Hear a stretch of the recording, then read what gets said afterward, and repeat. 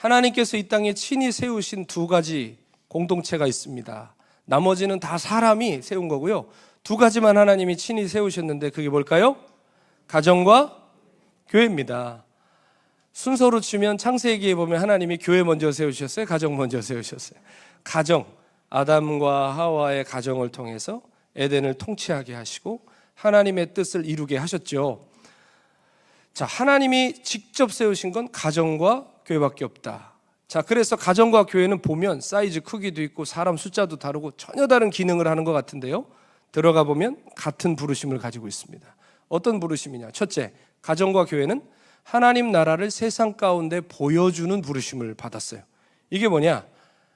가정과 교회의 구성원들은 세상과 다르게 사는 것을 보여줘야 된다는 거예요. 이해가세요? 세상과 다른 방식으로 사는 하나님 나라는 이렇다. 하나님 나라를 경험한 사람들은 이렇게 산다라는 걸 우리의 가정과 우리의 교회가 세상에 보여줘야 된다, 이 말입니다. 아시겠죠? 여러분, 좋든 싫든 아멘 하세요. 그게 어떡하겠어요? 그게 성경이 이렇게 부르셨는데. 아니에요. 난 그렇지 않아요. 두 번째, 또 어떤 부르심이 있냐? 하나님의 백성을 양육하고 보존하는 부르심이 있어요.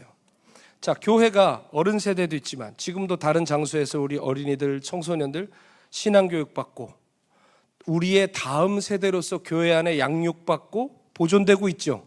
가정도 똑같아요. 우리에게 주신 자녀들은 내가 못 이룬 세상적인 야망 네가 대신 이루라. 아빠는 박사 못했는데 넌 박사해야 된다. 아빠는 대학 못 갔는데 넌 가야 된다. 그러라고 자식 주신 게 아니라 하나님의 거룩한 백성을 양육하고 보존하기 위해서 이 자녀들 주셨다는 거예요. 아멘이시죠? 그러니까 가장 중요한 유산은 신앙의 유산이고 하나님 뜻대로 사는 것을 가르쳐서 주님이 오시기 그날까지 이 땅에 하나님 백성이 살아있다는 것을 보여주는 그러한 부르심으로 우리 가정을 부르심을 믿습니다. 그래서 세 번째, 가정과 교회를 왜 부르셨냐? 세상을 치유하고 회복하는 통로로 부르셨습니다. 하나님 NGO를 통해 유엔을 통해 세상을 고치지 않으십니다. 하나님 오늘도 당신의 백성들, 가정과 교회를 통해 세상을 치유하고 회복하고 계십니다. 그러기 위해서는 가정이 가정다워야 되고 교회가 교회다워야 이 세상 가운데 손가락질 받는 게 아니라 세상을 치유하고 회복하는 부르심을 감당할 수 있게 되는 거죠. 자, 그를 위해 반드시 가정이든 교회든 사수해야 되는 두 가지 영적인 질서가 있는데, 첫 번째, 그리스도께서 머리가 되셔야 된다는 거예요. 교회뿐만이 아니라 어디도, 우리의 가정도 그리스도가 머리가 되셔야 돼요. 교회의 머리는 그리스도시죠. 교회의 머리는 카리스마 있는 목사나 강력한 당회나 목소리 큰 누군가가 아니라 교회의 주인은 예수 그리스도이십니다. 그래서 우리 은혜의 강교 유튜브 딱 들어가시면 메인 화면에 대문짝만하게 써놨습니다. 뭐라고요? 안 들어가서 모르겠습니다. 예수님이 주인 되시는 교회. 이참에 제가 오랜만에 말씀드리겠습니다. 구독과 좋아요를 꼭 누르시길 바랍니다. 예. 은혜의 강교회는 어떤 교회가 돼야 됩니까? 예수님이 주인 되시는 교회 돼야 됩니다. 우리가 신앙생활 하다 보면 서로 의견이 다를 때가 있어요. 그래서 막 열이 오르다가도 주님이 어떻게 생각하시겠습니까? 주님이 뭘 기뻐하시겠습니까? 그것을 딱 중심에 누웠을 때 모두가 그 앞에 복종하고 자신을 꺾고 주님이 기뻐하시는 신앙과 교회가 되려고 그게 저절로 되는 게 아니라 우리가 지켜내야 되는 거예요. 주님 약속하셨죠? 내가 내 교회를 세우리니 음부의 권세가 이기지 못하리라. 교회는 예수님 교회입니다. 가정도 마찬가지입니다. 가정의 주인도 예수님이세요. 예수님. 자, 그리고 두 번째 우리가 지켜야 될 게 뭐냐? 가정과 교회 모두 한 몸으로 부르심을 받았어요. 성령이 하나 되게 하신 것을 힘써 지키라고 하셨죠. 교회에서만 지킬 게 아니라 가정에서도 한 몸의 부르심을 지켜야 돼요. 이게 허물어지고 흔들리면 교회든 가정이든 설 수가 없습니다. 음부의 권세가 금방 밀고 들어와서 어떻게 모양은 유지하고 건물은 지켜도 부르심은 감당을 못하게 되는 거예요.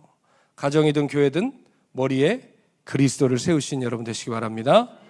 우리가 한 몸으로 부름받음을 기억하고 서로 사랑하고 연합해야 될 줄로 믿습니다. 오늘 우리가 읽은 본문은 이 두 가지 중요한 원리를 중심으로 가정 안에 지켜져야 될 중요한 질서들을 오늘 우리에게 말씀을 해주고 계신데요. 듣다 보면 읽다 보면 은혜도 되는데 또 불끈불끈 할 때도 있어요. 그렇지 않아요? 그렇죠. 우리 방금 그냥 읽으셨죠? 또 아내들아 남편에게 뭐 하라? 복종하랍니다. 이 악물고 부르지 마시고요. 복종하라. 자, 22절부터 24절 우리 아내분들만 한번 읽어보겠습니다. 시작.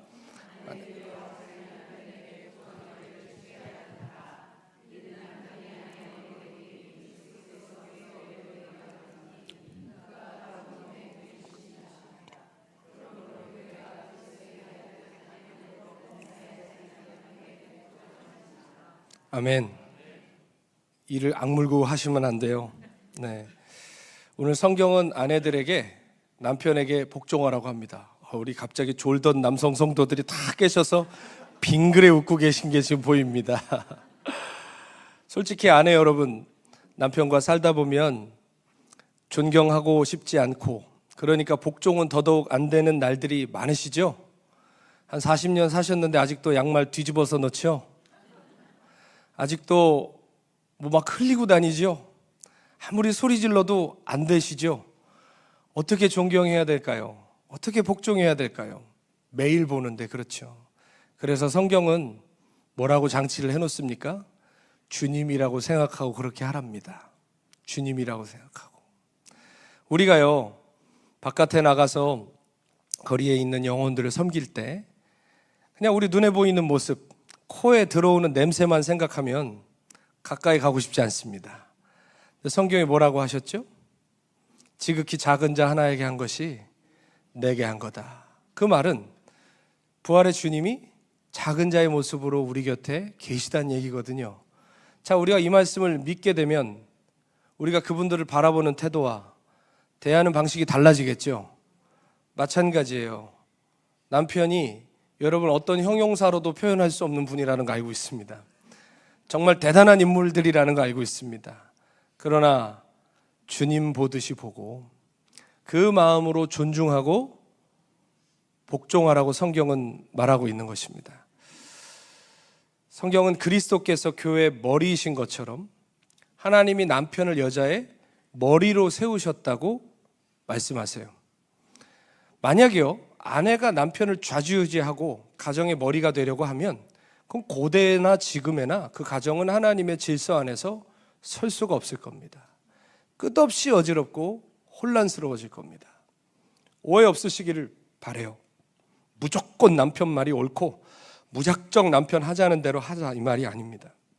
따라해 볼까요 우리 자매님들? 남편의 권위를 존중하라. 네, 남편의 권위를 존중하는 거예요.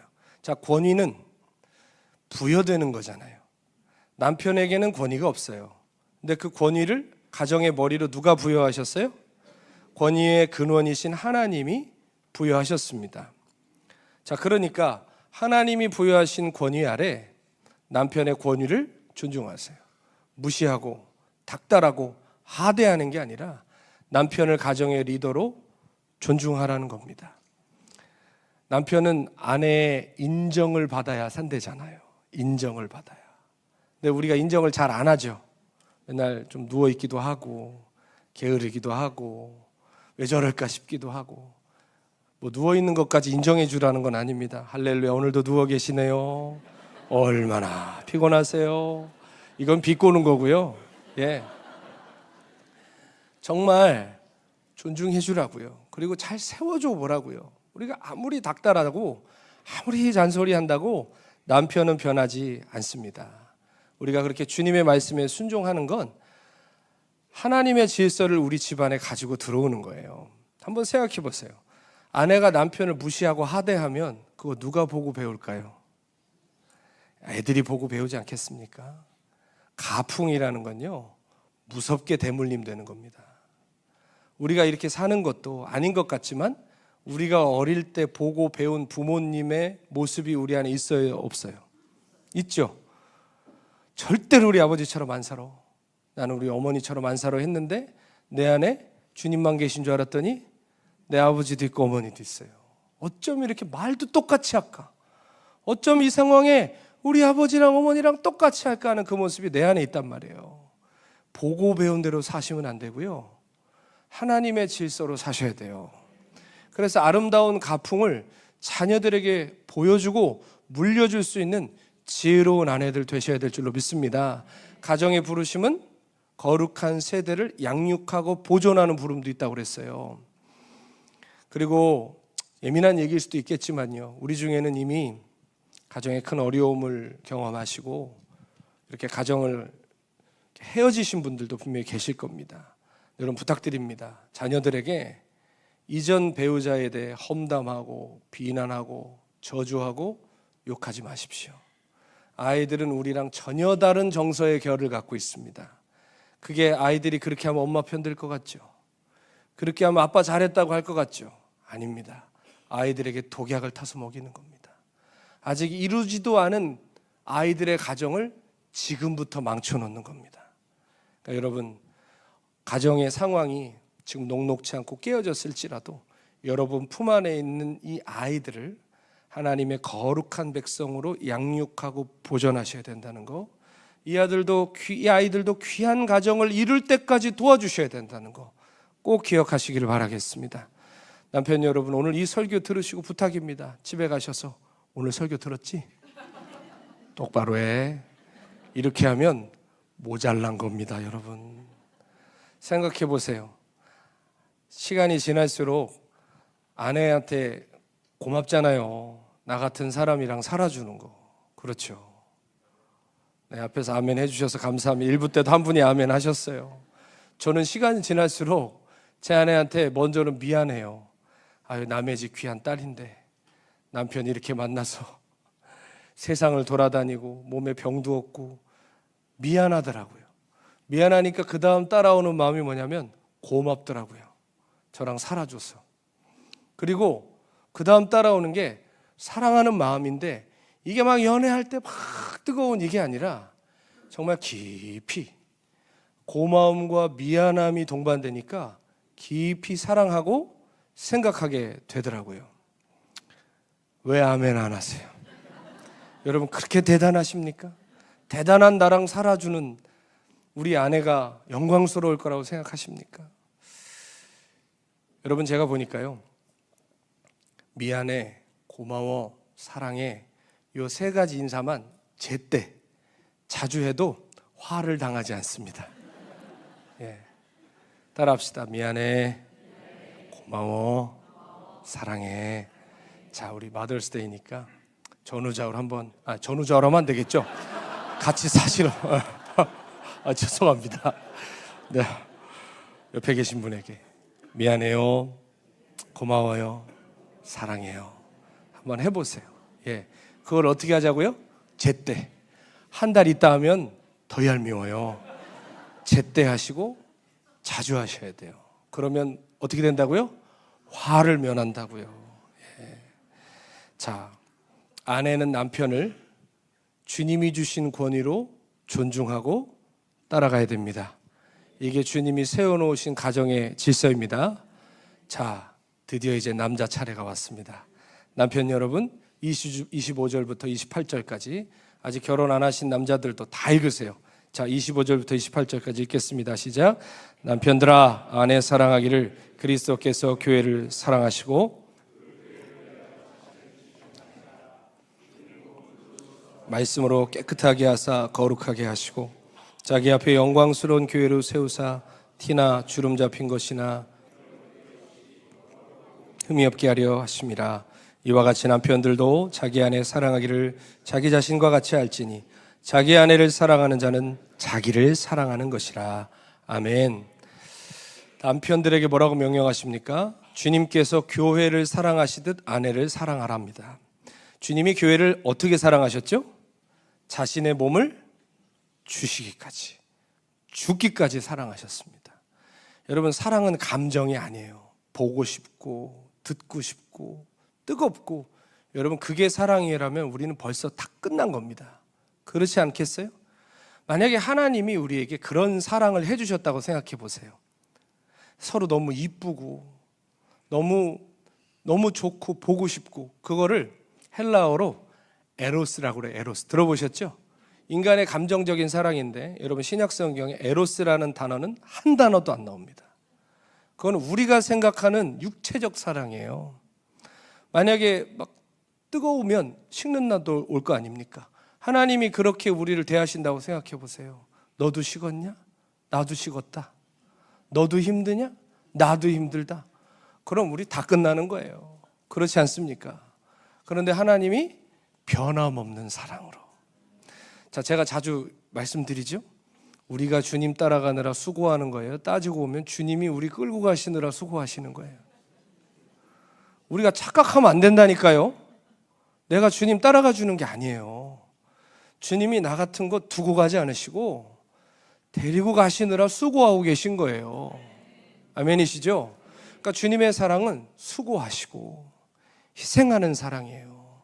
책임져 주시고 붙들어 주신단 말이에요. 그러니까 남편들이 아내를 어떻게 사랑해야 되냐. 어떤 책에 보니까 그 미국에 계신 목사님이 결혼 서약할 때 우리 그런 얘기 하잖아요. 뭐 눈이 오나 비가 오나 언제든지 사랑한다. 그러면서 남편들에게 그런 서약을 시킨답니다. 아내의 모습이 10년 후에는 전혀 달라질 수 있다. 배도 나오고 이렇게 지금과 같은 아름다움이 아닐 수 있다. 그래도 사랑하겠느냐. 여러분, 눈에 보이는 걸로 사랑하면 그 사랑은 세월과 함께 사라집니다. 그러나 주님 명령은 뭐예요? 희생과 수고로 그 사람을 끝까지 사랑하라, 이 말입니다. 에베소서가 쓰여지던 로마 시대에는 여자를 사람으로 취급을 안 하던 시대였습니다. 여자는 물건처럼 취급됐고요, 때리거나 학대하는 일들이 빈번했습니다. 마음에 안 들면 부인을 갈아버리고 부인을, 가정을 제쳐놓고 나가서 사창가에 드나드는 일들이 가득했습니다. 그런 시대 가운데 에베소서의 이러한 명령은 당시 시대를 역행하는 신선한 충격이었던 겁니다. 아까 말씀드렸잖아요. 하나님께서 가정과 교회를 세우신 목적 중에 한 가지가 뭐라고요? 하나님 나라를 나타내는 공동체를 세상에 보여주라, 이거예요. 세상은 여자를 때리고 멸시하고 하대하고 사람 취급 안 해도 하나님의 백성은 예수님이 교회를 사랑하시듯 아내를 사랑하는 것을 보여주라, 이 말입니다. 우리나라 초기 선교 역사 때도요, 조선시대 때 여자 사람이 아니었잖아요. 결혼하고 나면 짐승같이 살다가 죽었어요, 애만 낳다가. 그런데 당시 노예 취급을 받던 여성들이, 남편들이 예수 믿기 시작하면서 여자들의 인권이 생기기 시작했어요. 남편들이 기록에 보면 부인 이름도 안 부르고 종 부르듯 하던 남편이 어느 날 부인 하고 부르더랍니다. 최고 높여서 하는 말이에요, 여자를. 그리고 당시에는 남자 여자 겸상을 안 했습니다. 요즘도 어른들 모이신 시골이나 이런 데 가면 남자 여자 겸상 잘 안 하지 않습니까? 그게 다 유교 문화인데, 조선시대 말기에 예수 믿은 남편들이 부인 여기 와서 같이 드시오 하고 좋은 음식을 같이 먹고, 맨날 남는 음식 먹었던 부인들에게 함께 겸상을 하는 이런 일들이 일어났는데, 지금은 당연하지만 그때는 센세이션한 일이었어요. 이게 세상을 떠들썩하게 할 일이었어요. 그래서 어떤 선교사님의 기록에는 당시 복음이 전해지던 교회와 당시 복음이 전해지고 교회가 세워지던 마을들에서 이런 소문들이 돌기 시작했대요. 예수 믿는 사람들은 아내를 때리지 않는다. 예수 믿는 남편들은 아내와 밥을 같이 먹고 아내를 귀하게 여긴다. 이러한 미담들이 들리기 시작했답니다. 물론 요즘 시대에는 아내가 남편을 때렸다는 소식도 가끔 들리는 소식도 있지만, 여전히 뉴스를 보나 세상의 이슈를 보나 가정 내에서 언어적, 신체적 폭력의 가해자는 여전히 대다수 남자들입니다. 예수 안에서 형제된 남편 여러분, 아내들을 사랑하시되 예수님께서 죽기까지 희생하시며 교회를 사랑하시듯 사랑하셔야 됩니다. 저도 부족하지만 그렇게 하겠습니다. 목사 가정이라고 항상 찬송소리 들리고 하늘의 광채가 비칠 것 같으십니까? 목사 집도 갈등이 왜 없겠습니까? 목사도 부부 관계 가운데 노력해야 되는 게 정말 많더라고요. 저는 제 아내랑 신혼 초에 한 번도 안 싸웠습니다. 신혼 초이기도 했지만 지금 생각해 보면 새벽에 나갔다 새벽에 들어오니까 마주칠 일도 없었습니다. 그러다가 선교지에 나갔어요. 선교지에 나가니까 하루아침에 삼식이가 됐는데, 삼식이 뭔지 아시죠? 아침, 점심, 저녁 집에서 다 먹는 삼식이가 됐는데, 그러다 보니까 남편과 부인이 부대낄 일이 얼마나 많아요. 그러면서 티격태격 하기 시작하는데 처음에 너무 놀랐어요. 한 번도 안 싸우고 산 줄 알았는데 그게 아니구나. 세상에 이렇게 다른 사람이랑 내가 사는 거구나. 막 화도 나고 어찌할 줄 모르고 그런 적도 있었지만, 감사하게 그 모든 시간들을 통해서 지금은 많은 부분들을 서로 이해하고 사랑하고 함께 걸어가고 있어요. 물론 여전히 서로 노력하지 않으면 안 되는, 저도 양말 뒤집어서 벗어나요. 그래서 맨날 혼나요. 이거 왜 안 될까? 딴 건 다 되는데 하면서 아무것도 아닌 걸로 티격태격하고 그렇지만, 주님이 우리 가정의 머리이시고 우리를 한 몸으로 부르셨음을 믿으면서 오늘도 달려가고 있어요. 어제도 이런 설교 준비하니까 양심에 찔려가지고 아내한테 여보 고마워, 미안해, 사랑해. 그래서 아내가 왜 그러냐요. 그래서 내가 실은 말이야, 내일 가정 회복에 대한 설교를 해야 되는데 내가 당신한테 미안하더라고. 그래서 이렇게 하고 있어. 여러분 그렇게라도 하세요. 계기를 마련하시고 서로 표현하세요. 이 가운데는 남편이 예수님 안 믿고 앞에 주차장까지 라이드는 해줘도 안 들어오는 분들 계세요. 왜 안 들어오냐고, 지옥 갈 거냐고 그러지 마시고 그냥 집에 가셔서 조금 달라진 모습 좀 보여주세요. 따뜻하게 얘기하시고 잘 섬겨보시고, 그러면 우리 아내가 교회 다니더니 좀 달라졌네, 그래야 오고 싶지 않겠습니까? 남자들은 자존심 있어가지고요, 계속 긁으면 더 안 됩니다. 그러니까 가슴만 치지 마시고 그렇게 조금 우리가 양보하고 희생하고 수고할 때 주님이 역사하실 수 있는 그 틈이 만들어짐을 믿습니다. 솔직히 어렵습니다. 왜냐하면 우리도 부모님 세대로부터 보고 배우지 못한 게 많습니다. 그렇죠? 부모님 세대로 올라갈수록 무지와 야만의 문화들이 더 강력하게 역사했잖아요. 여자 때리고 밥상 뒤집어 엎고 욕하고 내쫓고 물 끼얹고 별일을 다 보고 사신 분들 계시지 않습니까? 가끔 어떤 간증들 들어보면 야 진짜 이런 시대가, 이 야만의 시대가 있었구나. 뭐 어릴 때 시골에서 소 여물 이렇게 작두로 자르는데 아들 데리고 가다가 아들이 내 손가락에 들어 손이 뚝 잘렸어요. 근데 아버지가 그 네 개를 확 그냥 하더니 아궁이에 던지더래요. 이게 우리나라에서 있던 일이에요. 불과 우리 아버지 세대 때 있던 일. 이 무지와 야만의 시대가 있었다니까요. 그거를 우리가 보고 자랐어요. 우리 부모님 세대들이. 저의 세대로 올수록 이제 법적인 제약도 있고 사람들이 계몽되면서 덜하지만 여전히 그런 모습 있습니까 없습니까?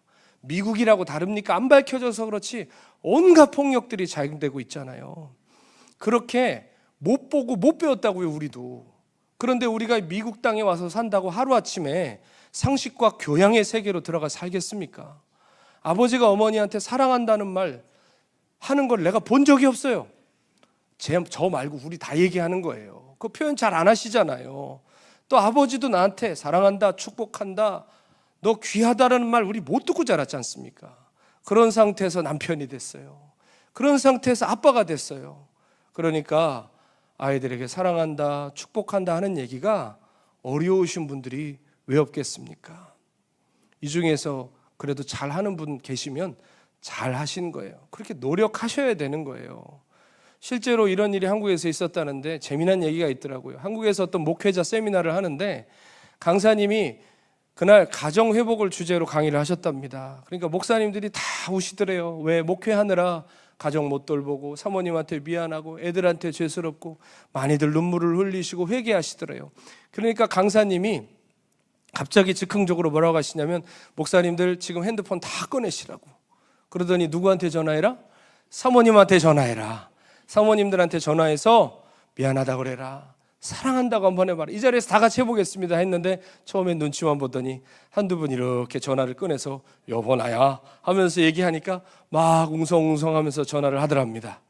그리고서는 다 이제 마무리 돼가는데 끝까지 한 분이 못하고 계신데 경상도에서 오신 연세가 조금 있으신 목사님이 끝까지 못하고 이렇게 눈 딱 감고 앉아 계시더래요.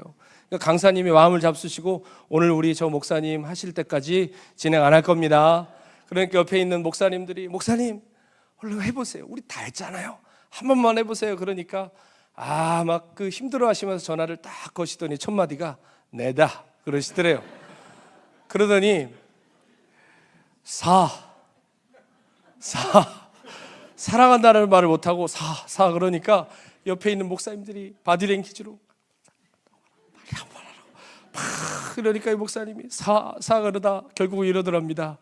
사찰 집사 잘 있나? 여러분 그게 그렇게 어려워요.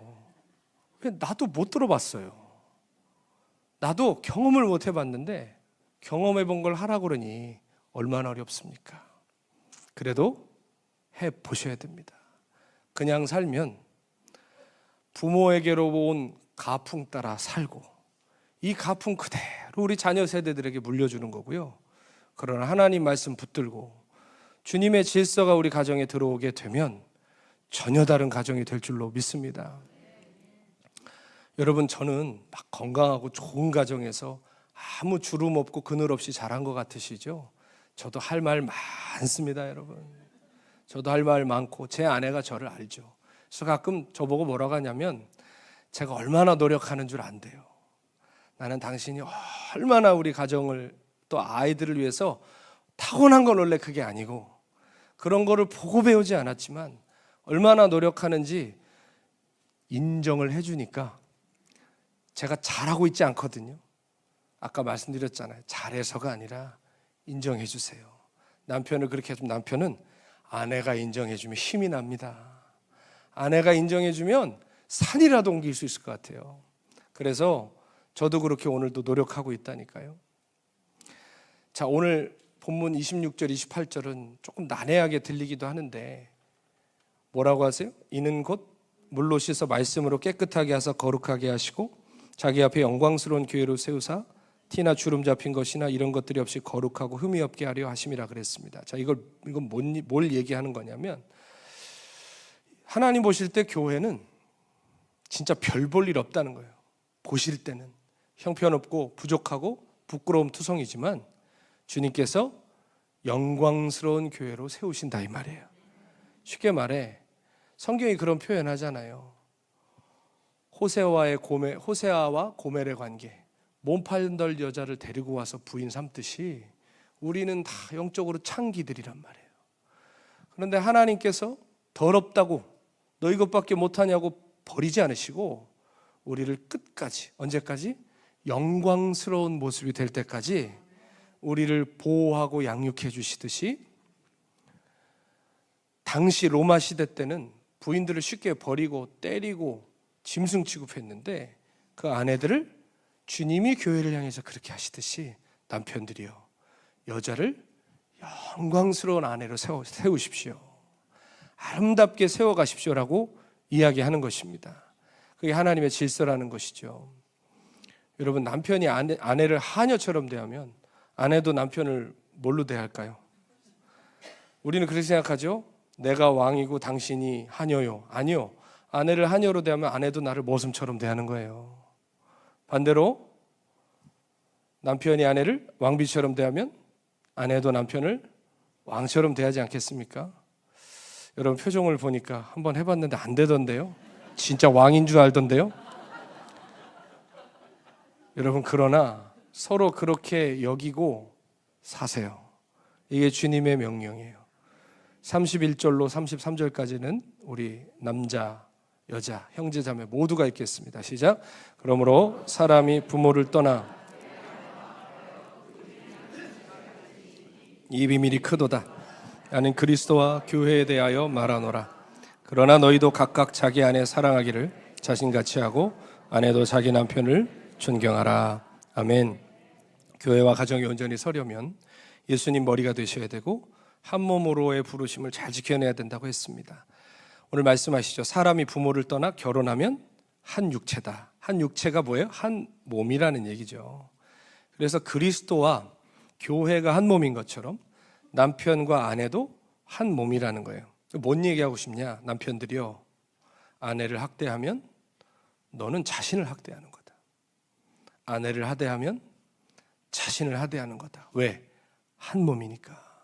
아시겠죠? 아내들도 마찬가지예요. 남편을 무시하면 자기 영혼 무시하는 거예요. 남편을 하대하면 자기 영혼을 하대하는 거예요. 이게 주님이 세우신 영적인 원리입니다, 여러분. 모두 다 서로를 섬기고. 우리의 사랑이 왜 어긋날까요? 이기적인 사랑에서 그래요. 나의 부족함을 이 남자가 채워주겠지. 나의 모자람을 이 여자가 채워주겠지. 근데 상대방도 그만 먹고 왔어요. 나를 채워주겠지. 그러니까 서로 앙앙대고 왜 안 채워주냐고 싸우다가 갈라지고 깨지고 그러는 거 아니겠습니까? 저 사람이 약하면 내가 힘이 돼줘야지. 저 사람이 모자르면 내가 채워줘야지. 저 사람이 병들면 내가 손과 발이 돼줘야지. 여러분, 그렇게 희생하고 수고하는 사랑을 결단할 때 하나님이 통치하시는 거룩한 가정으로 세워질 줄로 믿습니다. 6장 1절에서 4절은 부모와 자녀 간의 관계에 대한 말씀인데 제가 말씀을 준비하다 보니까 이거는 따로 다뤄야 되겠더라고요. 시간 관계상 다음 시간에 제가 부모와 자녀와의 관계, 우리가요, 자녀가 있든 혹은 우리가 또 누군가의 자녀 아닙니까? 그렇죠. 그 안에서 일어나는 그런 영적인 일을 다음 시간에 한 번 더 다루도록 하겠습니다. 인간의 경험으로 친다면 이 앞에 있는 김 목사가 가정과 부부관계에 대해서 여러분에게 말씀을 나누기에는 아직 연소하고 부족한 게 참 많습니다. 그러나 오늘 이 말씀은 김성준 목사의 개인 경험담이나 의견이 아니라 가정을 향하신 하나님의 명령임을 기억하셔야 돼요. 솔직히 우리가 몰라서 못하는 건 아닙니다. 알아도 안 하는 거죠. 왜냐하면 징글징글하니까, 너무 안 변하니까, 계속 반복되니까. 그러니까 마음에 소망이 꺾여요. 소망이 꺾인 자리에 뭐가 들어온 줄 아세요? 낙심과 분노가 들어옵니다. 더 이상 기대감이 없으면요, 상대방에 대해 낙심하고요, 화가 나요. 그래서 말씀드렸잖아요. 설교 들으면서 끄떡거리기도 하지만 나도 모르는 분노가 올라올 수도 있다고요. 여러분, 속으로 그런 말씀 하시는 분 계실 수 있어요. 목사님이 내 남편이랑 살아봐요, 한번.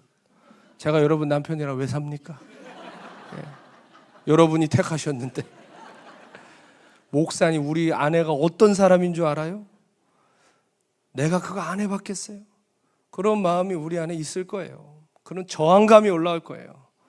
이미 우리 가정 안에는 오랫동안 질서들이 많이 무너져 있어요. 부부간의 질서, 부모 자식들 간의 질서, 형제 간의 질서. 주님, 예수 믿는데도 주님의 질서가 들어와 있는 게 아니라 보고 배운 부모님, 내 부모님에게 보고 배운 그런 질서가 우리 가정에 대신하고 있으니 우리 부모 세대 안에 일어났던 일이 똑같이 우리 가정 안에도 일어나는 것입니다. 그러나 여러분, 이제 다시 시작해야 됩니다. 보이지 않는 땅 아래 뿌리가 있는데 뿌리가 썩으면 결국 그 나무 죽습니다. 가정은 우리 인생의 뿌리 아닙니까? 이 중에 가정에 속하지 않은 사람 아무도 없습니다. 저 아직 결혼 안 했고 혼자 사는데요, 부모님 있을 거 아니에요. 형제도 있을 거 아니에요. 우리 중에 이 땅에 사는 사람 중에 가정이라는 공동체에서 벗어날 수 있는 사람 있어요, 없어요? 다 돌아가셨어도 우리는 누군가의 아들이에요. 누군가의 딸이고요. 그렇지 않습니까? 가정이라는 뿌리에 우리가 묶여 있는데 이거를 감춰두고 썩혀두고 그냥 두면 우리 신앙 잘 자랄 것 같죠? 아니요.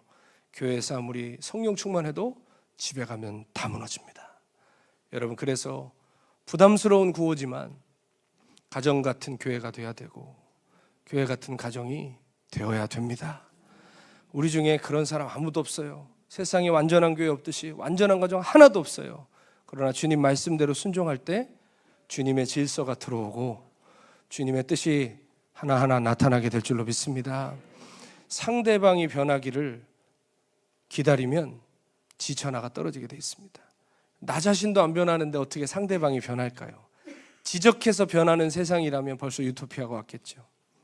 1903년도에 강원도 원산, 지금은 북한 땅이 돼 있지만 강원도 원산의 한 작은 교회에 캐나다에서 온 의료 선교사 로버트 하디라는 선교사가 말씀을 전하고 있었습니다. 그때 그는 괴로운 마음에 몸부림치고 있었어요. 왜냐하면 이 하디 선교사가 1890년에 조선 땅에 왔어요. 1884년부터 제대로 된 우리나라 정식 선교사가 시작됐는데 굉장히 초창기 온 겁니다. 1890년도에 하디 선교사님이 조선에 오셨는데 이분은 원래 캐나다 토론토 대학을 의대 수석 졸업하신 분이에요. 당시 최고의 명문인 토론토 대학 의대 수석 졸업자입니다. 잘 나가는 의사직을 내려놓고 조선을 사랑하여 선교사로 온 거예요. 그래서 강원도로 파송돼서 10년 넘도록 복음을 전하고 사역을 하고 있었습니다. 근데 문제는 뭐냐? 열매가 거의 없는 거예요. 조선 성도들이 변화가 안 되는 거예요. 띠먹을 생각하고 거짓말하고 선교사를 어떻게든 이용하려고 하는 그 모습을 보면서 점점 마음이 닫혀가고 마음이 무너져가기 시작했어요. 저 100% 이해합니다. 선교사로 살다 보면요, 가끔은 거머리 떼들 같이 보일 때가 있어요. 나를 뜯어먹으러 왔구나. 생글생글 웃으면서 안부 인사하고 프레이즈 갓 하면서 막 하는데 결국 도와달라는 얘기예요. 도와달라는 얘기예요. 그러니까 이 사람들의 신앙도 믿을 수가 없고 말도 믿을 수가 없고 점점 그렇게 마음이 닫혀져 가는 게 제가 뭔 줄 알아요. 교회 안에는 불화와 다툼이 가득하고 온갖 일들이 다 일어나면서 점점 하디 선교사님의 마음은 기대와 사랑보다 좌절과 분노가 생기기 시작했습니다. 미움과 증오가 들어오기 시작하는 거예요. 그 마음에 조선 사람들은 다 도둑놈들이다. 무지하고 완악한 족속들이다. 미개해서 이렇다. 내가 의사인데 내가 이렇게 의술을 베푸는데 고마워하지도 않는다. 구원받을 가치도 없다. 여러분, 우리 민족도 100년 전에 그랬습니다.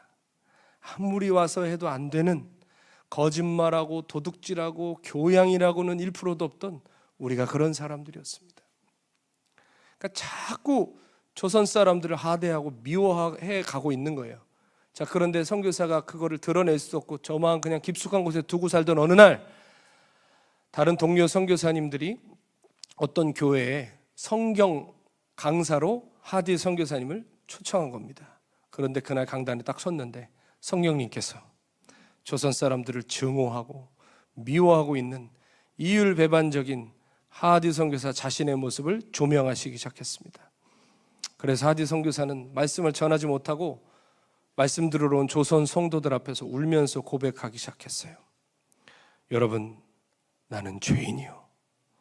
나는 조선 사람들을 미워했습니다. 겉으로는 아무렇지도 않게 복음을 전했지만 속으로는 여러분을 무시하고 비하했습니다. 나는 성령 충만하지 못한 선교사입니다. 성령을 의지하기보다 의술과 지식을 더 의지했습니다. 나는 여러분을 사랑하지 못한 죄인입니다.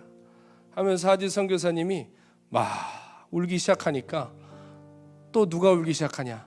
동료 선교사님들이 울기 시작하는 거예요. 왜? 말은 안 해서 그렇지 같은 마음이니까 울기 시작하고 선교사님들도 나와서 회개하는 거예요. 여러분, 저도 조선 백성들을 미워했습니다.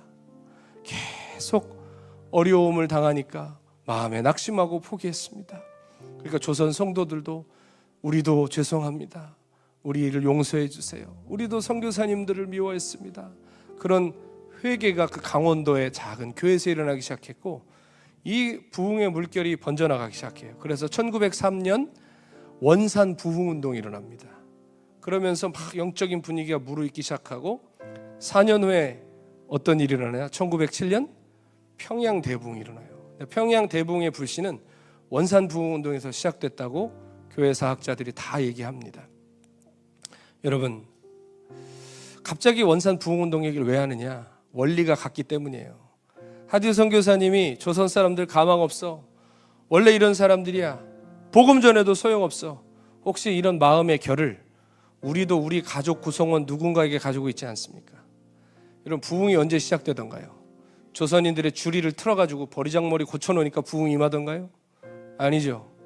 내가 죄인임을 깨닫고 내가 성령 충만하지 못했던 것을, 내가 사랑이 없음을 통탄하고 회개했을 때 부흥과 변화가 시작된 줄로 믿습니다. 우리 가정도 마찬가지입니다. 제일 먼저 변해야 될 사람 누굴까요? 나입니다. 그리고 우리는 나밖에 못 바꿉니다. 우리가 남편 못 바꿔요. 자식 못 바꿉니다. 내가 변하기 전에는 아무것도 바뀌지 않아요. 내가 먼저 그리스도의 은혜 안에 변화되어 나의 언어가 바뀌고 태도가 바뀌고 삶의 가치가 바뀔 때 하늘의 질서가 우리 가정에 들어와서 회복과 변화를 이뤄낼 줄로 믿습니다. 완전한 교회 세상에 없죠. 대단한 교회 있다고 해서 가보십시오. 완전한가? 사람 모이는데 다 똑같습니다. 그러나 주님이 교회를 포기하지 않으시듯이 가정도 마찬가지죠. 김 목사 가정이나 여러분 가정이나 언제든 위기가 벌어질 수 있습니다. 그냥 두면 위기가 벌어집니다. 형편없고 처참합니다. 그러나 주님이 교회를 포기하지 않으시고 오늘도 세워가듯이 오늘도 주님의 부르심 따라 이 가정을 세워가기 위해 기도하고 우리 자신이 먼저 변화되고자 할 때 주님이 하시는 놀라운 일들이 우리 가정 내에 일어날 줄로 믿습니다. 마지막 때가 가깝습니다. 사탄이 교회뿐만 아니라 가정도 사정없이 흔들고 있습니다. 왜요? 주님의 뜻은 교회와 가정을 통해 이 땅에 나타나거든요. 그러니까 이 두 공동체를 흔들고 쪼개고 무너뜨리는 것입니다. 이럴 때일수록 우리는 더욱 깨어서 주님의 교회와 가정을 더욱더 말씀 앞에 굳게 세우기로 결정해야 될 줄로 믿습니다. 그리스도께서 가정과 교회의 머리 되시도록 항상 주권을 주님께 드리고 우리가 한 몸으로 부름받았음을 잊지 않고 성령이 하나 되게 하신 것을 가정과 교회 안에 힘써 지켜야 될 줄로 믿어요. 여러분, 오늘은 결단 찬양을 안 하겠습니다. 제가 그게 맞는 것 같아요. 억지로 결단 찬양을 하는 게 아니라 계속 반주는 하세요. 예. 아까 말씀드렸죠. 근데 여러분 이것을 우리의 현실이라는 것을 직시하셨으면 좋겠어요. 성경을 찬송가를 보세요. 가정에 대한 찬송은 있지만 다 아주 낭만적이고 실은 뭐 가족 예배나 어디 예식 때나 부르는 그런 가사밖에 없고요. 실제로 우리 신앙 안에서 가정이 다뤄지는 일이 얼마나 없고 우리 자신조차도 자꾸 덮으려 하고 숨기려 할 때가 얼마나 많은지 돌아보면서 하나님 불쌍히 여겨주십시오. 우리 가정에 하나님의 통치가 임하게 해주십시오. 그 마음으로 기도했으면 좋겠어요. 하반기에 아버지 학교 열립니다. 아버지 학교 여러분 하나님이 얼마나 우리 교회를 사랑하시는지 우리 성도님 한 분한테 연락이 왔어요. 아버지 학교를 교회에서 열 생각이 없냐? 열고 싶다. 어떻게 열어야 되냐 그랬더니 이 아버지 학교 사역이 원래 하반기에 다른 교회에서 있는데 취소가 됐대요. 그래서 아버지 학교를 열 교회를 찾고 있대요. 여러분 누가 집 앞에다가 밥상을 차려다 준 거예요. 그럼 해야 되겠어요? 안 해야 되겠어요? 야, 이건 하나님이 우리 가정들을 회복시켜 주시겠다는 사인이구나.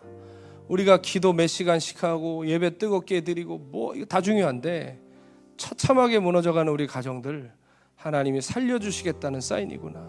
그 마음이 들었습니다. 여러분 주님이 맘 잡수시면 됩니다.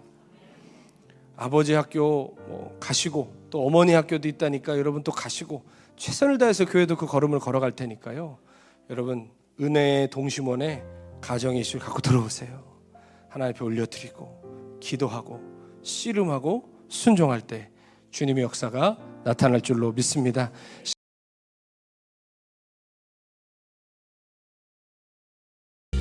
너희도 각각 자기의 아내 사랑하기를 자신같이 하고 아내도 자기 남편을 존경하라.